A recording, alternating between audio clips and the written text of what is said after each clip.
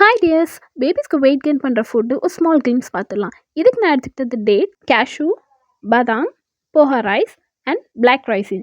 இந்த dry fruits எல்லாத்தையும் நல்லா 2 to 3 டைம்ஸ் வாஷ் பண்ணிவிட்டு நைட்டே ஊற போட்டுருங்க. அவள் நீங்கள் பண்ணுறதுக்கு ஒரு 10 மினிட்ஸ் பிஃபோரே நீங்கள் ஊற போட்டால் போதும். இப்போ இது எல்லாத்தையும் நம்ம கிரைண்ட் பண்ணி எடுத்துக்கலாம். அதுக்கு ஃபஸ்ட்டு நட்ஸ் எல்லாம் போட்டுருங்க. அந்த டேட்ஸில் இருக்க சீட் எடுத்துகிட்டு அண்ட் பாதாமில் இருக்க ஸ்கின் பீல் பண்ணிவிட்டு எல்லாத்தையும் போட்டு கிரைண்ட் பண்ணி எடுத்துருங்க. நீங்கள் கிரைண்ட் பண்ணுறது நல்லா பேஸ்ட்டாக ஸ்மூத் பேஸ்ட்டாக இருக்கணும்.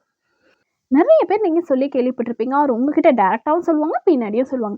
என்ன உங்கள் பிள்ளை ரொம்பவே மெலிசாக இருக்குங்க, என்னங்க உங்கள் பிள்ளை இந்த வயசில் இவ்வளோ குண்டாக இருக்குது, இப்படிலாம் சொல்லுவாங்க. அதை நான் சொல்கிறத இந்த காதில் வாங்கிட்டு அந்த காதில் விட்டுருங்க. உங்கள் பேபிக்கு நீங்கள் ஹெல்த்தான ஃபுட் கொடுங்க. அவங்க ஹெல்த்தாக இருக்காங்களா அதை மட்டும் பாருங்கள்.